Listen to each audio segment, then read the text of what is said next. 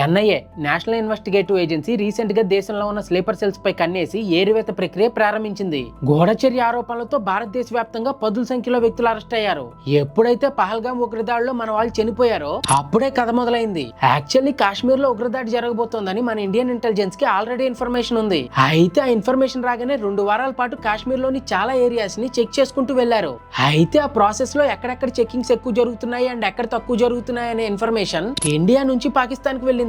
ఎక్కడెక్కడ local police మరియు army soldiers ఎక్కువ ఉన్నారో ఇంకెక్కడ తక్కువ ఉన్నారనేది ముఖ్యంగా ఇండియాలో ఉన్న స్లీపర్ సెల్స్ మెజారిటీగా కాశ్మీర్ లోకల్స్ కలెక్ట్ చేసి ఉగ్రవాదులకు పంపించారు. దాదాపు 14 రోజులు గడిచినా ఆ ఉగ్రవాదుల గురించి ఎలాంటి క్లూ దొరకపోయేసరికి ఇంకా మన వాళ్ళు సెర్చ్ ఆపరేషన్ ఆపేశారు. అలా ఆపిన మరుసటి రోజే పహల్గామ్ లో అటాక్ జరిగింది. ఆ అటాక్ జరిగిన రోజు మన వాళ్ళకి ఒక్కటైతే క్లియర్ గా అర్థమైంది. మన ఇంటెలిజెన్స్ ను బ్రేక్ చేసే విధంగా పాకిస్తాన్ ఐఎస్ఐ కొంతమంది ఇండియన్స్ కి అనేక రకాలుగా ఆశ చూపి స్లీపర్ సెల్స్ గా బిల్డ్ చేసుకుంది అని. మొదటిగా మన ఇంటెలిజెన్స్ ఏజెన్సీస్ కాశ్మీర్ లోని ఆన్ గ్రౌండ్ వర్కర్స్ ని క్వశ్చన్ చేయడం మొదలుపెట్టి 150 మెంబర్స్ ని సస్పెక్ట్స్ గా లిస్ట్ అవుట్ చేసుకుని పెట్టుకున్నారు. అది కాస్త కంప్లీట్ అయ్యాక కాశ్మీర్ తో పాటు ఇతర రాష్ట్రాలపై కూడా ఫోకస్ చేయడం స్టార్ట్ చేశారు. దాంతో యూట్యూబ్ ఇన్ఫ్లుయెన్సర్స్ మొదలుకొని ఎంతో మంది పాకిస్తాన్ కి పనిచేస్తున్నట్లు గుర్తించారు. ఈ ఏరివేత ప్రక్రియలో భాగంగా మే 16వ తారీఖున విజయనగరం 2 టౌన్ పోలీస్ స్టేషన్ కు కీలకమైన సమాచారం వచ్చింది. దాన్ని ఆధారంగా చేసుకుని సిరాజుర్ రెహమాన్ అనే వ్యక్తిని అరెస్ట్ చేశారు. విజయనగరంలోని రద్దీ ప్రాంతాల్లో పేలుళ్లే లక్ష్యంగా సిరాజ్ ఇంప్రొవైజ్డ్ ఎక్స్ప్లోజివ్ డివైజెస్ తయారు చేస్తున్నట్లు గుర్తించి అతడి నివాసంలో అమోనియా, సల్ఫర్, అల్యూమినియం పౌడర్ వంటి పేలుడు పదార్థాలు స్వాధీనం చేసుకున్నారు. 2017లో బీటెక్ పూర్తి చేసి ఎస్ఐ అవడానికి గ్రూప్ 2 కోచింగ్ కోసం